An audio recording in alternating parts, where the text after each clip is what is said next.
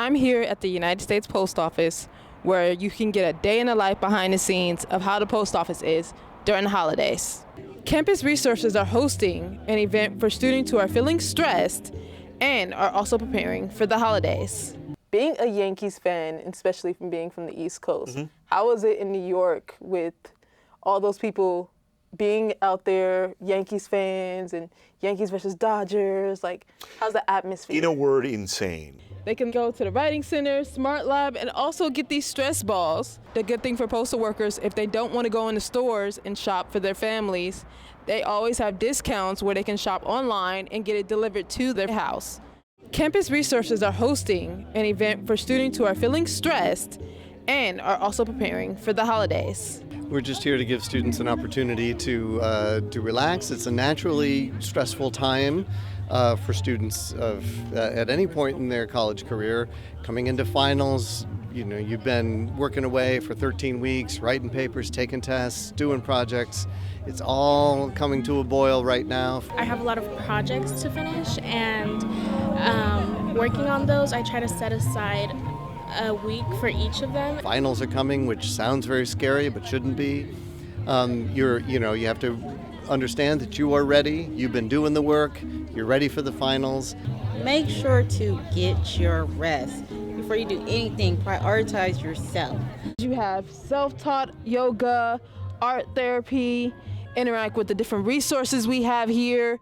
They can go to the Writing Center, Smart Lab, and also get these stress balls. So my name is Dr. Steve Silver. I'm one of the therapists at University Counseling Services. We do individual talk therapy, we do couples therapy, we have groups and workshops, all kinds of stuff. We have psychiatry as well. We're out here today because we hopefully are helping students de-stress with our services. And I know some students are on their way toward graduating. For some, it's their last semester, and that has its own stressors, what happens after graduation.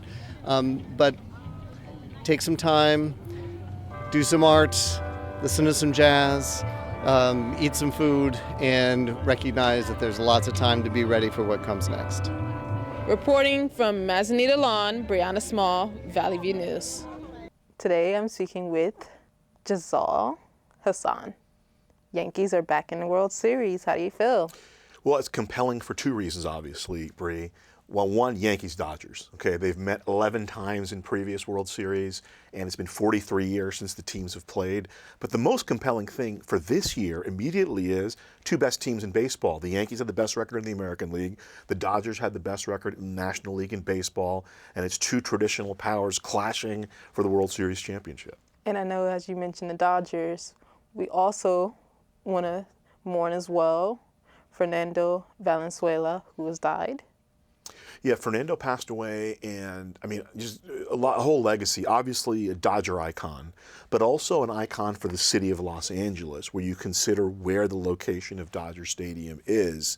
And I'm old enough to remember when that was all starting, and I was a very young baseball fan. And it was amazing because back then, it wasn't like it is today, where you have 24-hour round-the-clock coverage. And I remember growing up on the East Coast, and Fernando would be the lead story. Once the Yankees and Mets were done, Fernando would be the lead story because of that amazing start he had. And then actually, I think either today or yesterday when we're taping is the anniversary of his World Series win in 1981. Now, the Dodgers won the World Series in 1981, 4-2 over the Yankees. But what's interesting is the Yankees won the first two games. Fernando won Game 3, and then the Dodgers went on to win that series. And it's a rematch matchup. Yeah, it's a great matchup of great players. The Dodgers, obviously, Mookie Betts, Shohei Ohtani, Freddie Freeman. The Yankees, Aaron Judge, Juan Soto, Garrett Cole. And so it's really interesting. The SoCal aspect of it is Game 1 on Friday will be Jack Flaherty, who was at Harvard Westlake High School, and then Garrett Cole went to Orange Lutheran. So it's a little Southern California connection. And then I'm sure it's been pointed out that both managers, Dave Roberts played college baseball at UCLA. I'm a college baseball guy. And Aaron Boone played college baseball at USC. So there's a lot of SoCal. It's like a little confirmation. A lot of SoCal going on. Right now with USC and UCLA. Yes. It's like, what could you say that has worked for them this season to get them this far? I think this goes for both teams. I mean, as far as from a Yankee perspective, the people, obviously, everybody talks about Judge and Soto, and deservedly so. But, Giancarlo Stanton was the MVP of the ALCS.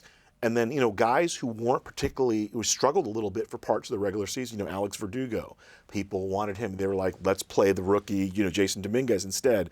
And he's been productive. Clay Holmes, the Yankees closer, he didn't have a great end of the season. He actually was removed from that role. He has played a big role. So, so I think it was, as Bill Plaschke or Shaken had written this morning, that this series will more than likely, with all the superstars that are in it, right, it'll be decided by role players, guys who maybe you don't expect to have an effect on the series will more than likely have an effect on this series. Like, for example, in the Mets series, how the Dodgers bullpen really made them stand up. They were struggling in terms of starting pitching because of the injuries, but the bullpen really stepped up for the Dodgers and not only helped them win that series, but also I think played a big role in their win over the Padres. Being a Yankees fan, especially from being from the East Coast, how was it in New York with all those people being out there, Yankees fans and Yankees versus Dodgers? Like, how's the atmosphere? In a word, insane, because New York is a baseball town, okay, because they have two teams and they talk about baseball. No matter what the other teams are doing, they talk about baseball 12 months out of the year in New York, And maybe the only teams that maybe have when the Knicks are going well or the Rangers are going well, it can get to that level of fervor. But when the Mets and Yankees are good together like they were this year, when both teams make the playoffs, it's, really heated. I'm guessing it'd be the same way in LA if it was the Dodgers and the Angels, but we haven't seen the Angels kind of do that in a little while. And just the run the Dodgers have had, I think they've been in the playoffs every year since 2013. They've won the division every year except for 2021. They've already been to 3 World Series. They won the one in 2020. So, and I've always believed, even though the success obviously now is self-evident, but I've always believed LA is kind of a Dodger town. As good as the Lakers always are, LA to me will always is a Dodger town.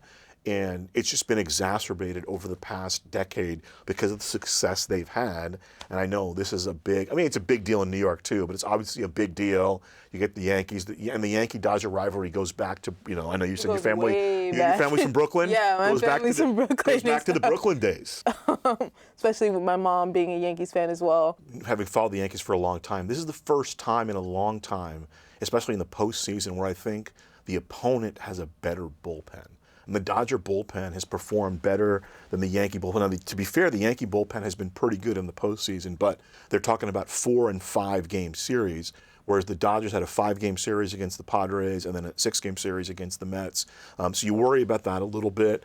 But I think the one advantage the Dodgers always have is their firepower. Freddie Freeman, Mookie Betts, Ohtani, Muncy, Erdman recently, everybody up and down that lineup. But the Yankees are used to the firepower playing in the American League, which will be interesting. So I really think this series comes down to the Yankees starting pitching, how much production can they get out of their starters versus how do the Yankees match up against that solid Dodger bullpen. And then the superstars, right? I mean, Ohtani, I've been waiting to see Ohtani in the postseason because I believe it would be unreal. And he's been very good, but not kind of that top level of guy that we know that he is. And then the injury to Freddie Freeman obviously factors into that because he's got to play first base. You can't DH him because of Ohtani. Hopefully the ankle's okay and he can play all the games. As far as the Yankees go, Aaron Judge wasn't particularly big in either of the series. It fell on Giancarlo Stanton and Juan Soto. So that'll be an interesting aspect. Do Ohtani and Judge kind of revert to the mean, right? Probably they did in the regular season. Thank you for coming thank you so much today.